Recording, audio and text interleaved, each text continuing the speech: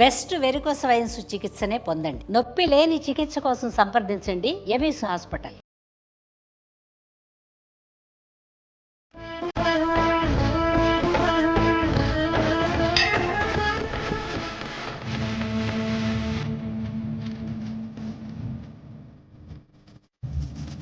శ్రీమాతృశృంగవాసిని కదంబకపినచారిణి తమోపహారలోచని భవాత్రిశోకహారిణి శివాత్రిలోకపాలని భవ ప్రమోదకారిణి భవాని శైలనందిని మహిషదైత్యమర్దనే. అందరికీ నమస్తే అండి. ఈరోజు మీ అందరికీ శ్రీ శ్రీ శ్రీ చట్టమైసమ్మ దేవాలయాన్ని చూపించబోతున్నాను. దేవాలయం ఎక్కడుంది ఏంటి పూర్తి వివరాలు చెప్తానండి. సిటీకి నడిబొడ్డున అంటారు చూసారా, నిజంగా అట్లానే ఉందండి. ఇది మనకి అంటే మెయిన్ రోడ్డుకి ఫ్లైఓవర్కి కింద వస్తుంది. పైనుంచి చూస్తే ఓన్లీ ఆలయం యొక్క గోపురం మాత్రమే కనిపిస్తుంది. ఒకసారి ఎందుకు ర్యాండమ్గా ఇటు వెళ్తున్నప్పుడు ఇదేంటి పైన గోపురం ఉంది, దేవాలయం ఎక్కడుంది అన్న ఒక చిన్న సందేహం వచ్చినప్పుడు మా staff one of my colleague Keerthi, తను ఆల్రెడీ అక్క నేను ఇక్కడికి చాలాసార్లు వచ్చానక్క, చాలా అద్భుతంగా ఉంటుంది, ఖచ్చితంగా ప్రతి ఒక్కరం చూసి తీరాల్సిన దేవాలయం, తల్లి అయితే ఎంతో ప్రశాంతంగా ఉంటుందనేసి చెప్పింది.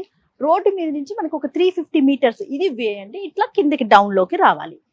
నిజంగా అసలు ఎంతమందికి తెలుసో తెలీదో నాకైతే తెలియదు, కానీ కొన్ని సంవత్సరాల నుంచి ఇక్కడ ఉంటున్నాను, నాకైతే తెలియదండి. ఈ రోడ్లో చాలా సార్లు తిరిగాను. ఇది ఎట్లా అంటే మనకి ఎన్టీవీ రోడ్ అని చెప్తాము. ఈ రోడ్ నుంచి కొంచెం ముందుకెళ్తే ఎన్టీవీ కనిపిస్తుంది, ఎన్టీవీకి బ్యాక్ సైడ్ ఉంది ఇది. అండ్ ఫిల్మ్ నగర్కి కొంచెం ముందు వస్తుంది. చాలా రోడ్డుకి చాలా కిందకి అంటే డౌన్కి వస్తే తప్ప ఇక్కడ ఒక ఆలయం ఉంది, ఇంత విశిష్టత ఉందని చెప్పేసి ఎవరికి తెలియదు. ఆలయం యొక్క విశిష్టత చెప్తాను. అందుకైనా ముందు చూడండి, ఇక్కడ అంతా కూడా ముడుపులు కట్టుకొని అమ్మవారికి మొక్కులు తీర్చుకున్నవారు అనమాట. చాలా ఉన్నాయట. ఇందులో మాత్రం కొన్ని కనిపిస్తూ ఉన్నాయి, అంటే కొంచెం కాలక్రమేణా పోవటం అలా జరుగుతుంది కదా. శ్రీ శ్రీ కట్టమైసమ్మ దేవాలయం ఇది. నిజంగా 2 కళ్ళు చాలవు. ఆల్రెడీ నేను ఒకసారి వచ్చి తల్లిని దర్శించుకొని వెళ్ళాను, కానీ మన ప్రేక్షకులకి, సుమన్ టీవీ ప్రేక్షకులందరికీ చూపించాలనే ఉద్దేశంతో మళ్ళీ ఈరోజు వచ్చానండి. నా టీముని తీసుకొని వచ్చేసాను. రండి ఒకసారి అమ్మవారిని మనం దర్శనం చేసుకుందాం.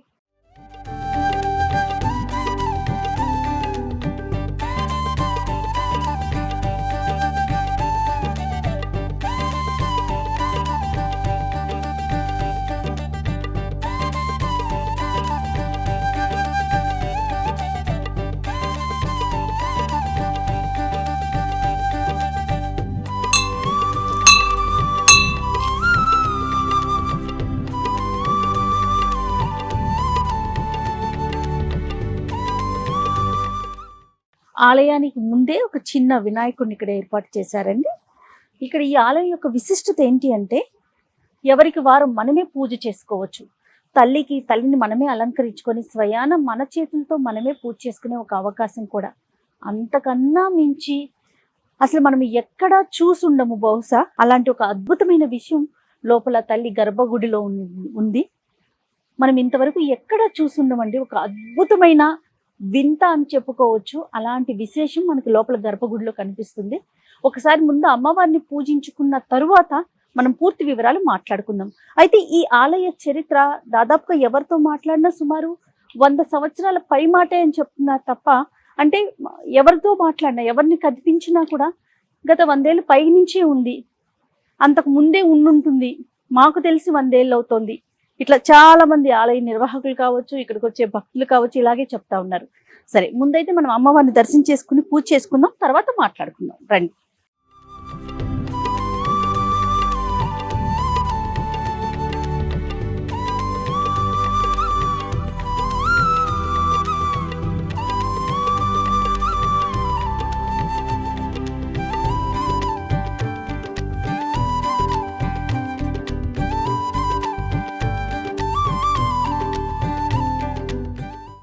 రండి లోపలికి వెళ్దాం. ముందుగా మనం గణపతిని చూసాము, తర్వాత ఒక శివలింగాన్ని ఇక్కడ ప్రతిష్ఠించడం జరిగిందండి. బొడ్డు రాయి అంటారు కదా, అలాంటి రాయిని కూడా పెట్టారు. అదిగోండు తల్లి, 2 కళ్ళు చాలట్లేదు కదా. రండి లోపలికి వెళ్దాం.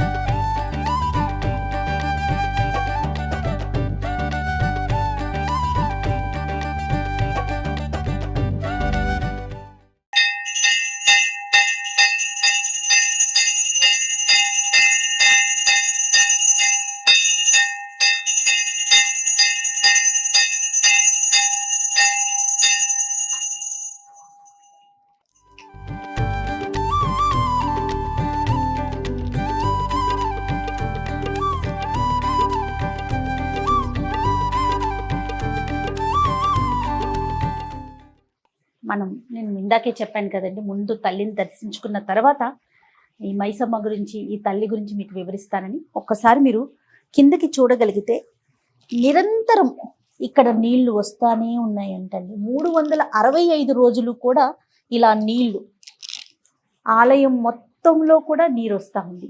ఎక్కడి నుంచి వస్తోంది, ఎలా వస్తోంది, ఇంతవరకు అంతు చిక్కని ప్రశ్న ఇది.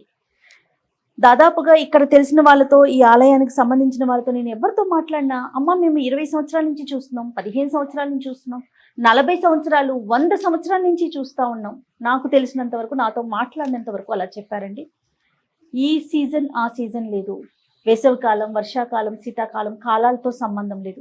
నిరంతరం ఇలా ఊట అని చెప్పడానికి వీలు లేదు. ఇది ఒక చిన్నపాటి సెలయేరు లాగా వెళ్తోంది. నేను కరెక్ట్గా ఆలయం యొక్క గర్భగుడిలో ఉన్నాను. అమ్మవారిని ఎక్కువసార్లు చూపించకూడదు కాబట్టి నేను పక్కకు వచ్చి మీతో మాట్లాడుతూ ఉన్నానండి. ఇలా గోడల నుంచి కూడా ఒక్కొక్క ప్లేస్లో అట్లా కొంత ఊట వస్తూ ఉంది.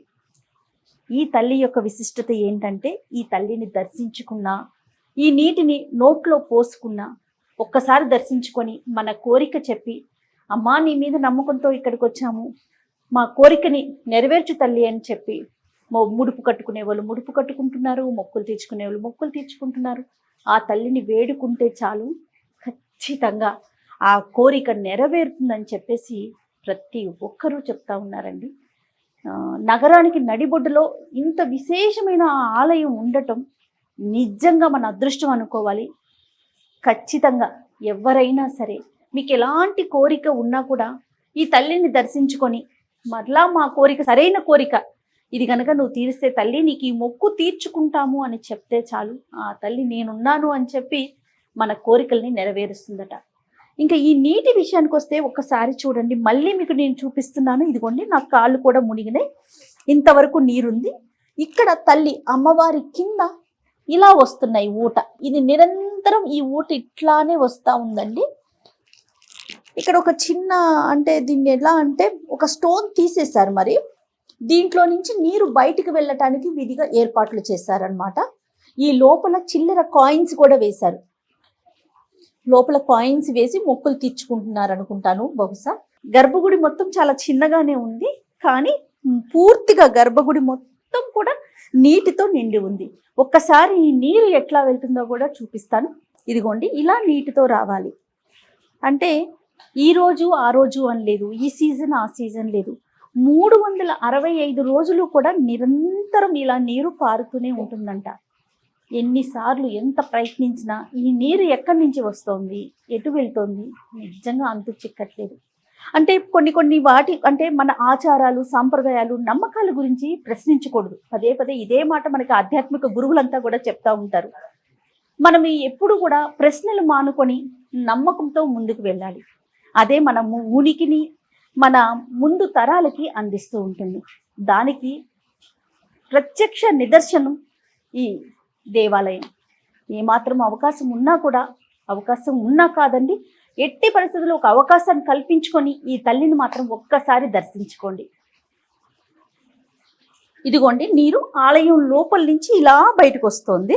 నీరు ఇట్లా, అంటే ఏదైతే మనకి గర్భగుడిలో ఇందాక మీకు నేను చూపించానో చిన్న ఊట, అది అట్లా పారుతూ ఈ విధంగా ఇట్లా ముందుకెళ్తూ, ఒక్కసారి చూడండి మీరు, ఇలా ముందుకెళ్తుంది. ఎంత నీరు అంటే, ఈ నీరు మొత్తం అంటే ఒక సన్న లైన్లో నుంచి వస్తున్న నీరు మరి 365 రోజులు వస్తుందంటే మాటలా చెప్పండి. ఇంకొక విశేషం కూడా చెప్పారండి, మీకు చెప్పడం మర్చిపోయాను. నాగరాజు అప్పుడప్పుడు వస్తారని, వచ్చి దర్శించుకుంటూ ఉంటారని, భక్తులకి ఎలాంటి ఆటంకము కలిగించరని ఇక్కడ భక్తుల నమ్మకం కూడా. సంతానం లేకపోయినా, ఏదైనా తీరని సమస్య ఉన్నా, అనారోగ్య సమస్యలున్నా, ఏదైనా కోరిక కోరుకున్నా ఖచ్చితంగా ఈ తల్లి నెరవేరుస్తుందని చెప్పేసి ఇక్కడ ఉన్న భక్తులంతా చెప్తా ఉన్నారు. నేను కొంచెం లీజర్గా వచ్చానండి, ఎందుకంటే భక్తుల తాకిడి ఎక్కువ ఉంటే మీకు చూపించడం ఇబ్బంది అవుతుంది చెప్పి. సో భక్తులంతా వెళ్ళిపోయాక మీకు ప్రశాంతంగా ఆలయాన్ని చూపించాలి అని చెప్పి ఒకసారి ఇక్కడ చిన్న కోనేరు లాగా కూడా ఉంది, ఇందాక చూపించాను కదా, అక్కడ అంతా కూడా డబ్బులు వేశారు. మనం కూడా వేద్దాం. ఇగోండి, ఇక్కడ చిన్న కోనేరు ఉంది, లోపల కూడా కాయిన్స్ ఉన్నాయి, మనం కూడా వేద్దాము.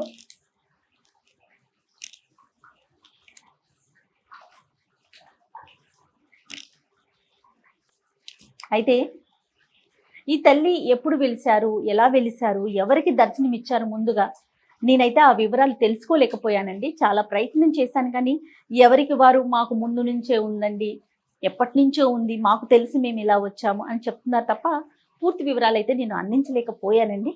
కానీ వచ్చి మాత్రం ఒక్కసారి తల్లిని దర్శనం చేసుకోండి.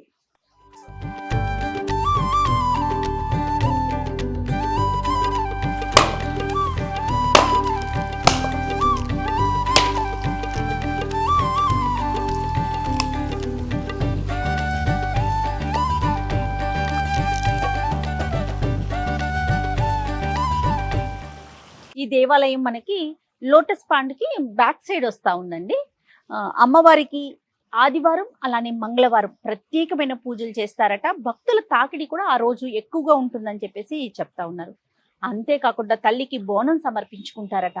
తర్వాత ఏటను కోసి మొక్కులు తీర్చుకుంటారు. ఇక్కడే పొంగల్ చేసుకొని, ఇక్కడే తల్లికి మొక్కు తీర్చుకొని, ఇక్కడే చేసుకొని, ఇక్కడే బోనం సమర్పించి మొత్తం ఒక రోజంతా ఇక్కడ గడిపేలాగా. అలాగే కాకుండా ఇక్కడున్న చాలా కంపెనీస్ ప్రతి నెల కూడా వచ్చి తల్లికి మొక్కులు తీర్చుకొని ఇక్కడే అమ్మవారికి పొంగల్ పెట్టుకోవటమా, బోనం సమర్పించటమా, లేదా వారి మొక్కులు తీర్చుకొని ఇక్కడే కాసేపు ప్రశాంతంగా గడుపుతారని కూడా మనకి ఆలయానికి సంబంధించిన వారు చెప్తా ఉన్నారు. ప్లేస్ కూడా చాలా బాగుందండి, చాలా విశాలంగా ఉందండి. ఇక్కడే మనం పొయ్యి పెట్టుకొని వంట అది కూడా చేసుకోవచ్చు. చాలా విశాలంగా కనిపిస్తా ఉంది. రోడ్డు నుంచి మనం ఒక 350 మీటర్స్ కిందకి రావాలన్నమాట. మనం పైన మెయిన్ రోడ్ నుంచి చూస్తే పైన ఓన్లీ గోపురం మాత్రమే కనిపిస్తా ఉంది. మనం కిందకు వచ్చామనుకోండి మొత్తం అంటే లోపలికి జస్ట్ రోడ్డు నుంచి మనం ఒక 350 మీటర్స్ డౌన్ లోకి రావాలండి. కిందకి రాగానే లోపల మనకి ఆలయం కనిపిస్తా ఉంది. తల్లిని దర్శించుకున్న తర్వాత మనకి ఏదన్నా మనం కోరిన కోరిక నెరవేరితే వెంటనే ఇక్కడ తల్లికి మనం మొక్కులు తీర్చుకోవచ్చు, ముడుపులు కట్టచ్చు. ఖచ్చితంగా అమ్మవారిని దర్శించుకోండి. ఆ తల్లి యొక్క కృపకి పాత్రులు కండి. నిజంగా చెప్తున్నాను, మీరందరూ కూడా చాలా ఆనందిస్తారు, సంతోషపడతారు. ఈ తల్లిని కనుక దర్శించుకుంటే చాలా మనసు చాలా ప్రశాంతంగా అనిపిస్తూ ఉందండి. చాలా విశేషమైన ఆలయం అని మనం చెప్పుకోవచ్చు.